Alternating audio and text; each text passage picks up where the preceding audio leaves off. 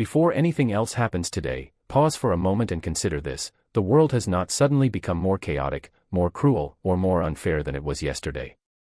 What has changed is how closely you allow it to touch you.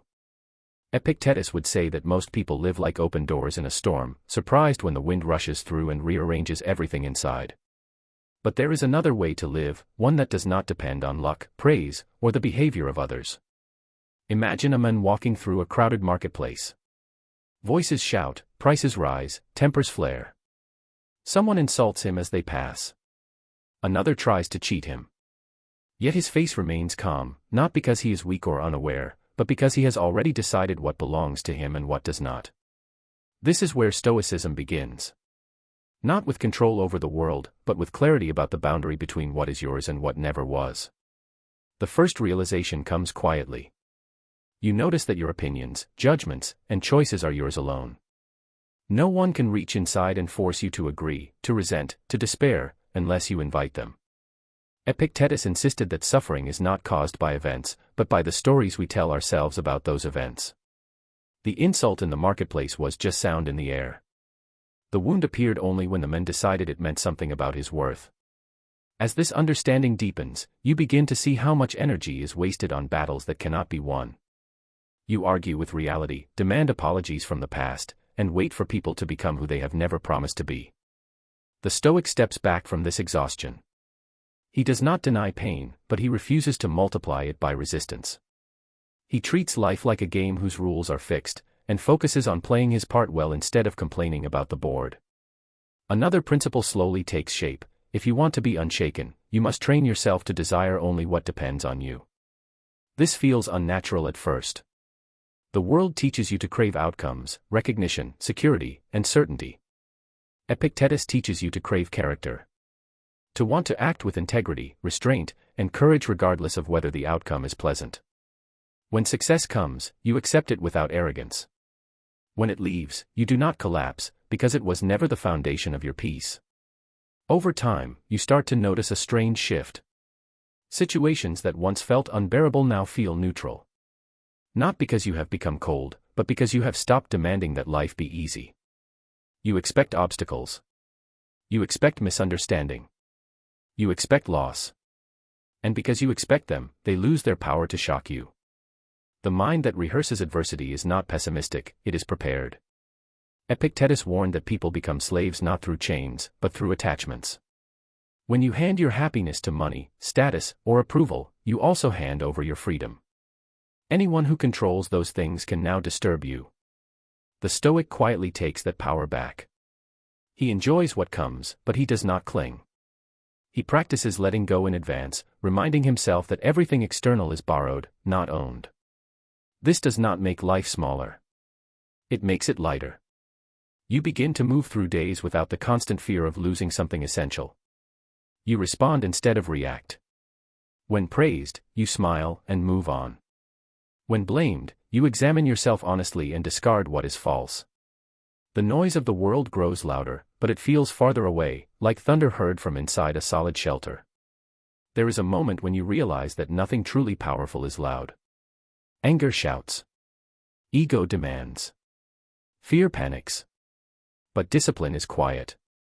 Self-respect does not announce itself. The Stoic principles start to work beneath the surface, shaping how you speak, how you choose, how you endure. Other people may not notice immediately, but they feel it. They sense that provoking you is difficult, manipulating you is useless, and controlling you is impossible. And as this way of living settles into your bones, a final, unsettling truth begins to emerge. You see how much of your previous suffering was optional. How often you begged the world to change instead of refining your own judgment. This realization is not comfortable, but it is freeing. Because if your distress was created by your interpretations, then peace is also within reach, here and now, through the same faculty of choice. From this point forward, every challenge becomes a test, not of circumstances, but of alignment. Will you guard what is truly yours, or will you surrender it again to things that cannot care about you? The Stoic path does not promise comfort, but it offers something rarer, invulnerability rooted in understanding. And once you taste that kind of inner stability, you begin to see that the events of tomorrow, however uncertain they may be, can only touch you as deeply as you allow them to. And this realization changes the way you meet each moment. You stop rushing to defend yourself, because there is nothing fragile left to defend. You stop explaining your intentions to people committed to misunderstanding you. Epictetus would say that when someone tries to disturb you, they are really testing whether you still believe your peace depends on their approval. Each time you refuse that belief, your calm grows stronger. You begin to practice a quiet discipline of attention. When something happens, you pause before reacting. In that pause, you ask a simple question: is this within my control or not? If it is not, you let it pass like weather. If it is, you act without complaint. This habit seems small, but it reshapes your entire inner world. The mind stops racing ahead into imagined futures or replaying injuries from the past. It returns to the only place where strength exists, the present choice. Gradually, you notice how often people suffer twice. First from the event itself, and then from the anger, fear, or self-pity they add on top of it. The Stoic refuses the second wound. Loss still hurts, effort is still required, and fatigue still appears, but the added drama falls away. Life becomes simpler, not easier, but cleaner. You deal with what is in front of you and nothing more. Another shift occurs when you stop measuring yourself against others. Comparison fades because it is revealed as irrelevant. Someone else's success does not steal from you. Someone else's opinion does not define you. Epictetus taught that envy is a confession of misplaced values. When your aim is to live in accordance with reason and virtue, the scoreboard of the crowd loses meaning.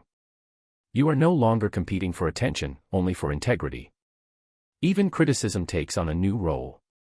Instead of feeling attacked, you examine it like a tool. If it contains truth, you use it to improve. If it does not, you discard it without resentment. The need to be liked dissolves, replaced by the desire to be consistent with your principles. This is where real confidence forms, not from constant validation, but from knowing you are acting in alignment with what you believe is right. There will still be moments when emotions surge unexpectedly. Stoicism does not eliminate feeling, it teaches mastery over it. You acknowledge anger without obeying it. You feel fear without letting it choose for you. Emotions become signals, not commands. Over time, they lose their urgency, because you no longer treat them as authorities over your actions.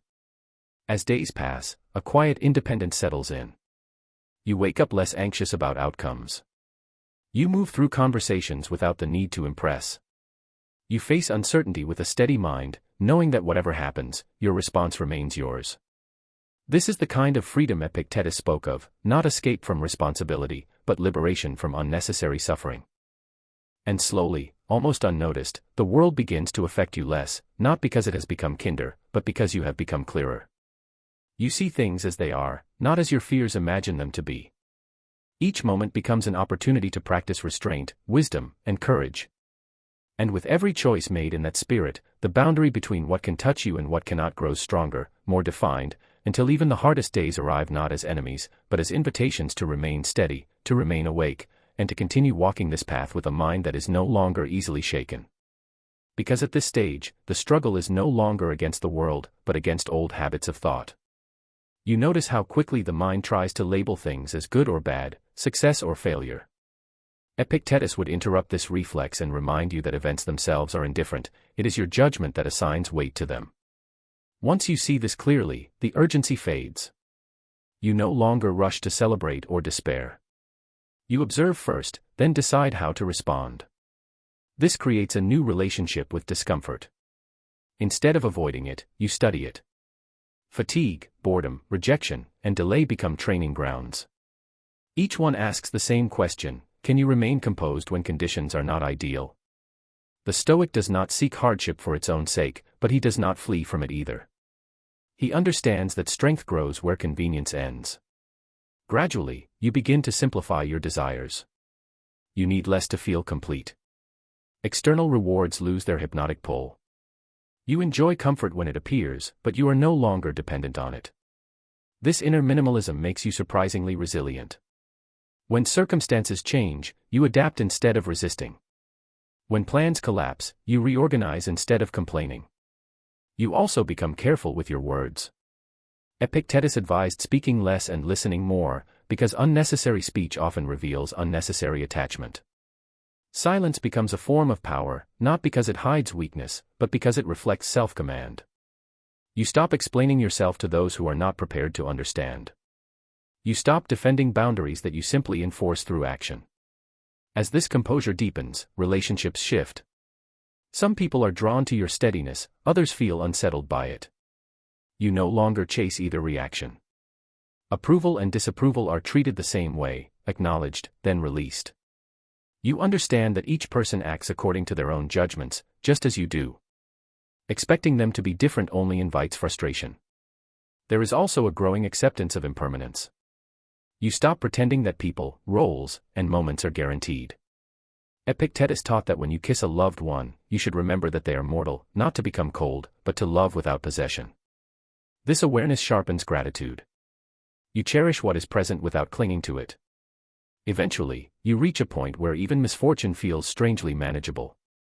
Not welcome, not pleasant, but manageable. You trust your ability to meet it with reason. You trust that no event can force you to abandon your values. This trust becomes your anchor. While others panic at uncertainty, you remain grounded in what you can control, your conduct. The world continues to test this stance. Delays occur. Injustice appears. People disappoint. But now, these moments no longer define you. They reveal you. Each challenge becomes a mirror, showing how deeply the principles have taken root. And with each test passed, your confidence grows quieter and stronger. What remains is not emotional numbness, but emotional clarity. You still feel, but you are no longer ruled. You still care, but you are no longer desperate.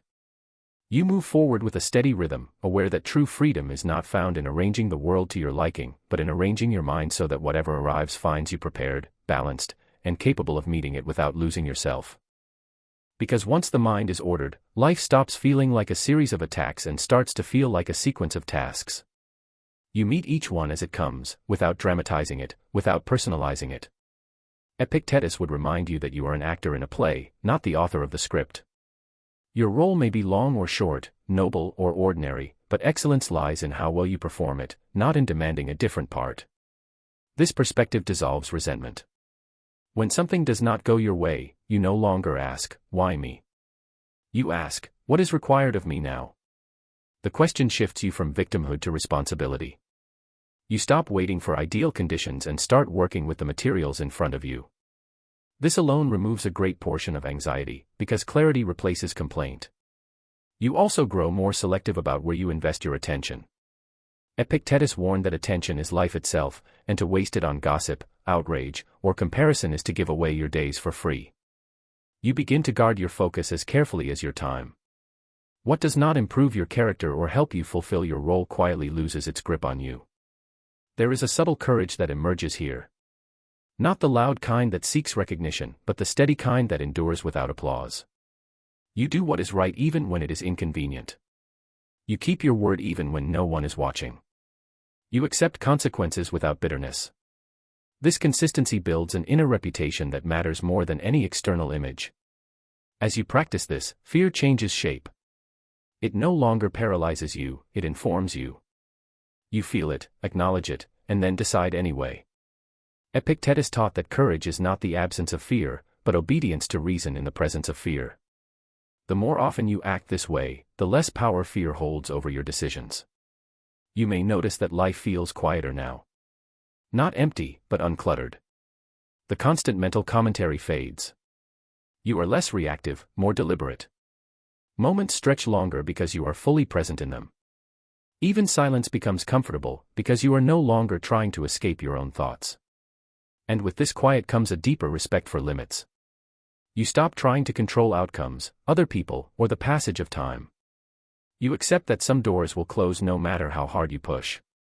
Instead of exhausting yourself at locked doors, you turn your energy toward the doors that are open, your choices, your values, your effort. Gradually, you realize that the world has not lost its power over you by accident. It is the result of daily practice, small decisions repeated until they become a way of being. Each moment of restraint, each refusal to react, each choice guided by reason strengthens the inner structure that nothing external can easily shake. And so, when chaos appears, you are not surprised. When calm appears, you are not attached. You move forward with an even pace, understanding that stability is not found in perfect circumstances, but in a disciplined mind. A mind trained to meet whatever arrives with clarity, dignity, and the quiet confidence that comes from knowing you have learned how to remain whole, no matter what the world places in your path. Because at this depth, Stoicism stops feeling like a philosophy you practice and starts feeling like the ground you stand on. You are no longer reminding yourself to be calm. Calm has become the default. Not because nothing goes wrong, but because you have accepted that things going wrong is part of the design. Resistance fades, and with it, the constant friction that once drained you. You begin to sense when the mind tries to pull you back into old patterns. The urge to complain. The impulse to blame. The reflex to seek reassurance. But now these impulses are seen early, before they take control. Epictetus compared this awareness to standing guard at the gate of the mind, allowing only useful impressions to enter. You do not suppress thoughts, you examine them. You ask whether they deserve your attention, and most of them quietly fall away. Even success is handled differently now. When things go well, you do not inflate the moment into an identity. You enjoy it, appreciate it, and let it pass. You understand that pride is just another form of dependence, a need to freeze a temporary state into something permanent. By refusing that trap, you stay balanced, ready for change when it inevitably comes. Your sense of self becomes lighter, less defensive. You no longer need to be right in every conversation or win every disagreement. Being correct matters less than being consistent with your values. You can admit ignorance without shame, accept correction without resentment, and walk away from pointless conflicts without feeling diminished. There is also a growing compassion that emerges, not sentimental, but clear-eyed. You see that most people act from confusion, fear, or unexamined beliefs. This understanding does not excuse harmful behavior, but it frees you from hatred. You set boundaries without anger. You disengage without contempt. You understand that carrying bitterness only harms the one who carries it. As this way of living matures, time itself feels different. You stop rushing through days as if they are obstacles to endure. Each day becomes a space to practice. Not to achieve perfection, but to refine judgment, sharpen attention, and strengthen character. Progress is measured inwardly, not by milestones others can see. You also stop waiting for a future version of yourself to finally feel at peace. Peace is no longer postponed. It exists in how you handle this conversation, this setback, this decision. Epictetus would say that freedom is available immediately, but only to those willing to take responsibility for their inner life without excuses. And so the path continues, not toward immunity from pain, but toward mastery over response. The world remains unpredictable. People remain inconsistent. Outcomes remain uncertain. Yet through it all, you carry something stable, something trained, something quietly resilient. A mind that knows what belongs to it and what does not, and therefore cannot be easily shaken, distracted, or taken hostage by events that were never truly in its control. Because once this distinction is fully lived, not just understood, a deep steadiness settles in. You no longer wake up scanning the day for threats or validation. You wake up prepared to meet whatever appears with the same internal posture. This is not indifference, it is readiness. The kind that does not need favorable conditions to function well. At this level, you stop asking life to make sense according to your preferences. You accept that clarity is something you bring, not something you wait for. When plans fail, you adjust without drama. When people disappoint you, you revise your expectations instead of your values. This quiet flexibility makes you hard to disturb, because nothing needs to unfold in a specific way for you to remain grounded. You also become honest about effort. You give what is reasonable, not what is self-destructive. Epictetus warned against exhausting yourself over things that are not yours to carry. You learn to act fully, then release the result. This balance between commitment and detachment creates a rare calm energy. You are engaged, but not entangled. As the need to control fades, gratitude deepens. You begin to notice simple things without grasping at them. A calm moment. A clear thought. A task completed with care. These are no longer background details, they become enough. When enjoyment arises, it is clean, free from fear of loss. When it passes, it leaves no bitterness behind. You also grow comfortable standing alone. Not isolated, but independent. Approval becomes optional. You can walk your path even when it is misunderstood. This is where real integrity lives, in the willingness to remain aligned when no one is watching and no one is applauding. The Stoic does not measure success by recognition, but by coherence between belief and action. There is a subtle authority in this stance. People sense it without being able to name it. You do not need to assert yourself loudly or demand respect. Your restraint speaks for you. Your consistency creates trust. And when you do speak, your words carry weight because they are not driven by urgency or insecurity. Over time, even adversity starts to feel like a familiar teacher. Not welcomed, but recognized. You know what it asks of you: patience, clarity, endurance. You no longer waste energy wishing it away. You meet it, learn from it, and move forward. This relationship with hardship turns fear into familiarity. And so life continues to unfold, unpredictable as ever. But you move through it with a mind that has been trained to stay upright amid change. Not untouched, but unbroken. Not withdrawn, but undisturbed. Carrying forward the quiet strength of someone who has learned, through practice and reflection, how to remain inwardly free, regardless of what the outer world decides to bring next. Because at this point, freedom is no longer a concept you admire, it is a condition you inhabit. You do not feel the need to announce it or prove it. It shows itself in how little you are shaken by praise or blame, gain or loss. The world continues to press in, but it finds no loose edges to grab onto. You begin to trust the process of living rightly, even when results are unclear. Epictetus emphasized that your duty is to choose well, not to guarantee success. This trust removes a deep layer of anxiety. You no longer measure the worth of your actions by immediate outcomes. You measure them by intention and effort. Whether the seed grows is not yours to decide, only whether you plant it with care. This changes how you handle uncertainty. Instead of demanding guarantees, you develop tolerance for the unknown. You accept that clarity often comes after action, not before it. When decisions are required, you choose the most reasonable path available and move forward without second-guessing. Regret loses its power because you know you acted according to your best judgment at the time. You also notice how quiet your inner world has become. The constant mental arguing fades. You are less occupied with defending an image of yourself and more interested in refining your conduct. This shift creates a sense of dignity that does not depend on circumstances. You carry yourself differently, not from pride, but from self-respect. Even solitude feels different now. It is no longer something to escape or fill with noise. It becomes a place of restoration.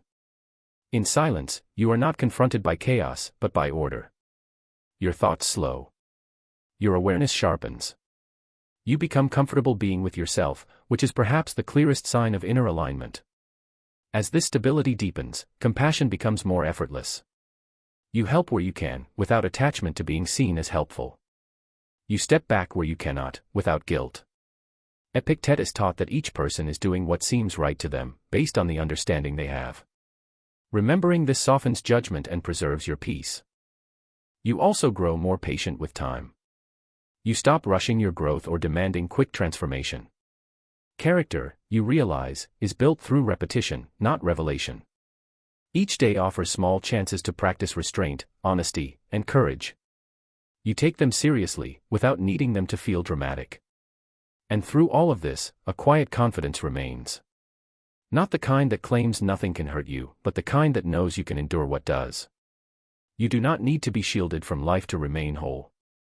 You have learned how to meet it without surrendering your values, your clarity, or your inner balance.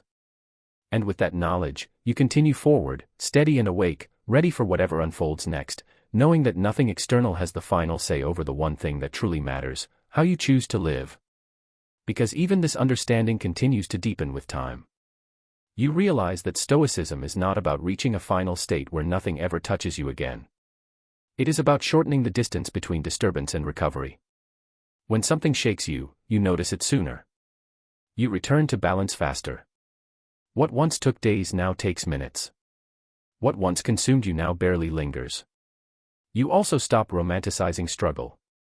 Hardship is no longer proof of meaning, nor is ease proof of failure.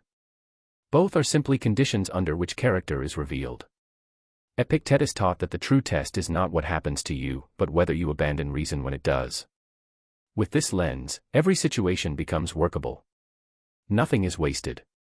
Your sense of identity continues to loosen. You are less attached to labels, roles, and narratives about who you are supposed to be. When life asks you to adapt, you do so without feeling erased. You understand that identity built on externals must constantly be defended, while identity rooted in values remains stable through change. This also changes how you experience time. You are less haunted by the past and less hypnotized by the future. Regret fades because you see it as useless repetition. Worry fades because you recognize it as imagination pretending to be preparation. What remains is attention. Clear, grounded attention to what is in front of you now. There is a quiet humility that grows alongside this clarity. You stop assuming you are entitled to comfort, recognition, or fairness. Not in a bitter way, but in a realistic one. When good things happen, you appreciate them without surprise. When difficult things happen, you meet them without outrage. This emotional neutrality is not emptiness, it is balance. You also become more precise in how you care. Instead of being pulled in every direction by emotion, you choose where your effort is truly useful. You help without rescuing. You listen without absorbing. You engage without losing yourself. This discernment preserves your energy and allows your presence to remain steady rather than depleted. Over time, you see how rare this way of living is. Most people are carried by impulses they never question, reacting to impressions they never examine. You do not feel superior to them, only clearer about your own responsibility. Epictetus would say that philosophy is not meant to impress others, but to heal the soul. Quietly. Repeatedly. And so the practice continues, not as a burden, but as maintenance. Like tending a fire so it does not go out. Each day you return to the same principles, not because you forget them, but because they keep you aligned. They remind you where your power begins and where it ends. The world will continue to change. Bodies age. Circumstances shift. People come and go. None of this is new. What is new is your relationship to it. You no longer brace yourself against life. You move with it, anchored by judgment, guided by reason, and strengthened by the knowledge that whatever you cannot control cannot truly own you, as long as you remain faithful to the one thing that was always yours to guard. Because guarding that inner ground becomes second nature. You no longer need reminders as often, because your responses are shaped by habit. When tension arises, you feel it in the body first, and instead of being swept away, you return to reason. You slow down. You observe. You choose. This pause, small as it seems, is where your freedom lives. You also begin to recognize how much strength lies in acceptance. Not passive resignation, but clear-eyed acknowledgement of what is already the case. Epictetus warned that fighting reality is the fastest way to lose peace. Once you stop arguing with facts, energy is freed for action. You work with what is, not with what you wish were different. As this acceptance deepens, impatience fades. You stop demanding immediate resolution, immediate understanding, immediate results. You trust timing without becoming idle. You act when action is possible and wait without resentment when it is not. This rhythm steadies the mind and prevents burnout. You also become more resilient to emotional contagion. The moods of others no longer pull you off balance. Anger around you does not require anger from you. Anxiety around you does not require anxiety from you. You remain present without absorbing what does not belong to you. This emotional boundary is quiet but firm. There is a growing sense of sufficiency here. You feel complete without needing to accumulate more experiences, more approval, more certainty. When ambition arises, it is directed toward excellence of character, not endless expansion. You still set goals, but they no longer define your worth. They are directions, not identities. You also start to see adversity as a form of refinement. Pressure reveals where attachments still hide. Discomfort exposes where expectations remain. Each challenge becomes feedback, showing you where practice is still needed. You do not judge yourself harshly for these discoveries. You treat them as part of the process. With time, even death enters your awareness differently. Not as a distant terror, but as a natural boundary that gives weight to your choices. Epictetus taught that remembering mortality sharpens judgment. You waste less time on trivial conflicts. You speak more honestly. You forgive more quickly. You focus on what truly matters. This awareness does not darken life. It clarifies it. Moments feel more real because they are finite. You are present because you know there is no guarantee of repetition. This presence brings a quiet joy, unforced and undramatic. And so you continue forward, not seeking to be untouched by life, but trained by it. You meet each day with the same inner posture, alert, grounded, and willing to respond with reason. The world remains unpredictable, but you remain prepared.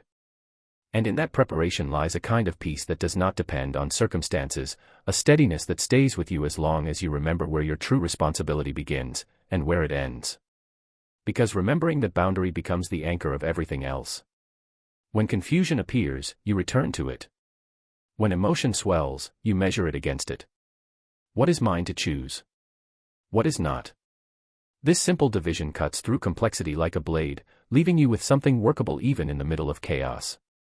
You begin to trust yourself in a new way. Not in the sense of expecting everything to go well, but in knowing that you can meet whatever comes without betraying your principles. This trust replaces the old need for control. You no longer grip the future tightly, you prepare your character instead. That preparation proves to be enough. You also notice how rare true composure has become. In a world addicted to reaction, restraint feels almost radical. While others rush to express outrage or demand validation, you conserve your energy. You speak when it is useful, stay silent when it is not. This selectivity gives your presence weight. Your calm stands out not because it is forced, but because it is earned. Even mistakes are handled differently now. When you fail, you do not spiral into self-attack. You examine the failure with honesty, extract the lesson, and move on. Shame loses its grip because it no longer serves improvement. Epictetus taught that error is not a moral catastrophe, only a sign that judgment needs refinement. This attitude keeps you progressing without becoming rigid. Your expectations of others also soften. You stop demanding wisdom from those who have not trained for it. You stop seeking fairness from systems built without it. This does not make you passive, it makes you realistic.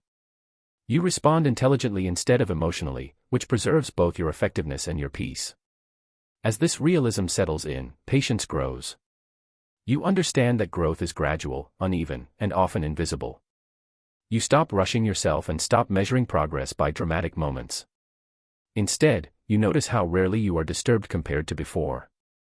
How quickly you return to balance. These are the quiet markers of real change. You also grow comfortable with ambiguity. Not everything needs a conclusion. Not every question needs an answer today. You allow uncertainty to exist without filling it with fear. This tolerance creates mental space, and in that space, clarity often arises on its own. Through all of this, one truth becomes increasingly clear: nothing external has improved, yet everything feels lighter. The world still does what it does. People still act as they will. Circumstances still shift without warning. The difference is internal. You no longer meet life with resistance, but with readiness. And with that readiness, you continue on, steady and awake, not seeking immunity from experience, but mastery of response. Knowing that as long as you protect the one domain that was always yours, your judgments, your choices, your character, nothing that happens outside of you can truly take away what matters most. And once this truth is fully realized, life begins to feel remarkably spacious.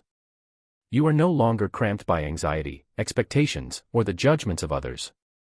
The world can rage, deceive, or collapse around you, and still, within, there is a core of unshakable calm. This calm is not born of ignorance or avoidance, it is forged in the repeated practice of observing, discerning, and acting with reason. You begin to notice that the mind itself, once so restless and reactive, now operates differently. Thoughts appear, as they always have, but they no longer dictate your mood or your actions. Opinions, criticisms, provocations, they arrive like passing clouds. You acknowledge them, but you do not chase them. You do not let them linger. The storm outside may be loud, but inside, there is a steady sky. Even desire begins to change shape. You no longer pursue everything that glitters or promises comfort. Instead, you pursue what is consistent with virtue, integrity, discipline, courage, and wisdom. You want what depends on you, not on the caprice of others. And because of this, disappointment no longer carries the same sting. It is not betrayal, because you were never invested in illusions of control. Relationships transform, too. You engage with others fully, but without attachment to their approval. You forgive quickly, not because you condone everything, but because holding resentment only disturbs your own mind. You listen more, speak less, and in this restraint, a quiet influence emerges. Others feel your steadiness even when you do not try to command it. Over time, even adversity becomes almost familiar. Hardship does not surprise you, because you have already rehearsed it in thought. You know that loss, criticism, failure, they are all opportunities to exercise virtue.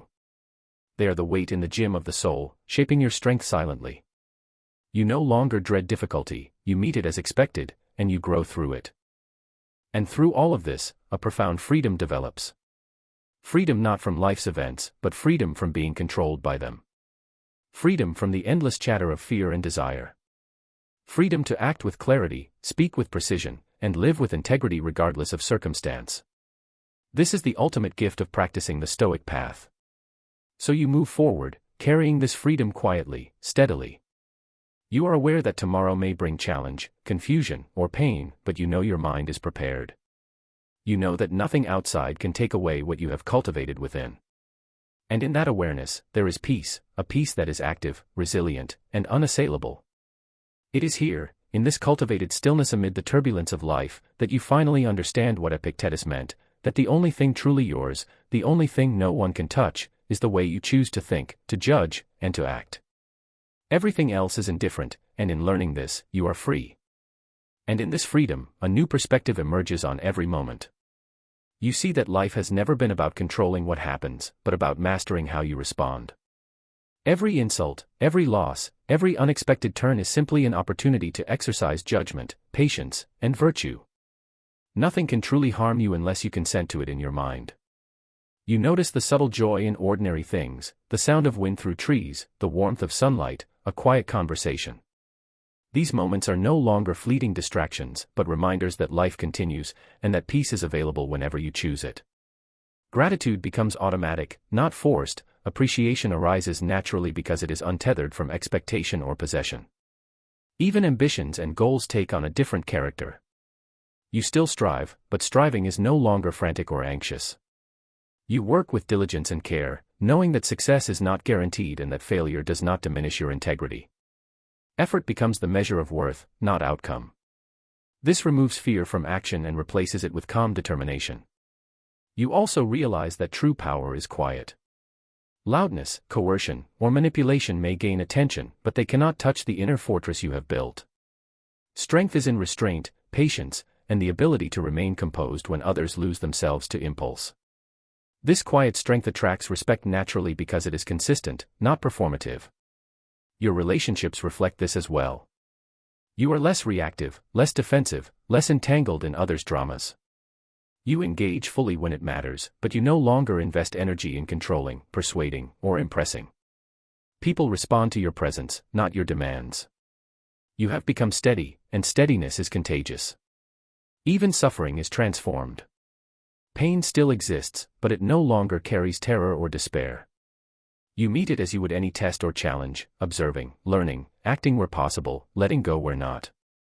You understand that adversity shapes character more reliably than ease ever could, and that your response, not the circumstance, defines your experience. Time itself becomes a teacher. You stop obsessing over what has passed and what may come. The past is material for reflection, the future a space for preparation, but the present is where life is lived. Every moment is an opportunity to practice clarity, courage, and composure. You are fully present, yet untethered by attachment. And so, day after day, choice after choice, you build a life that cannot be shaken by fortune, opinion, or circumstance.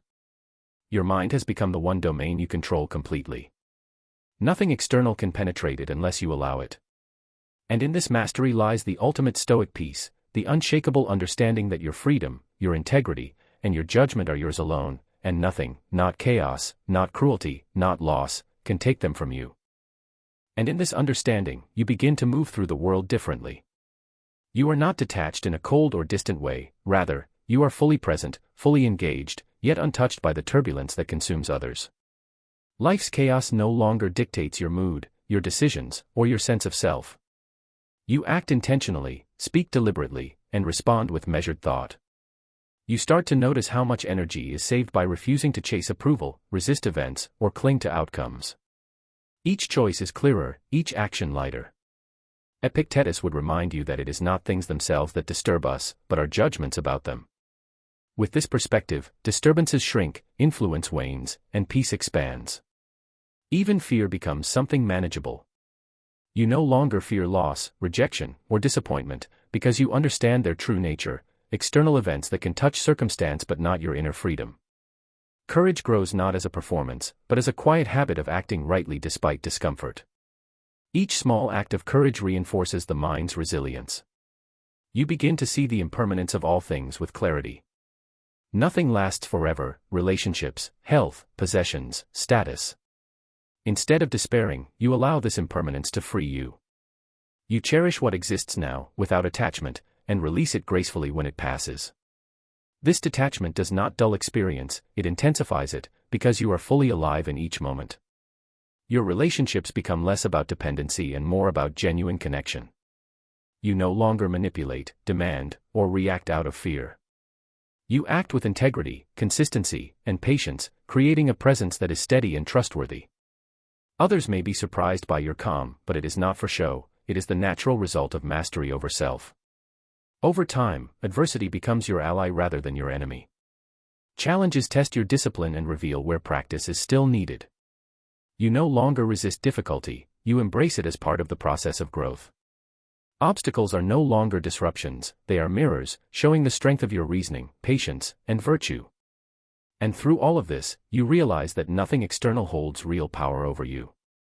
The world may rise and fall, people may praise or criticize, fortune may favor or abandon, but your mind, your judgment, your choices remain firmly in your control.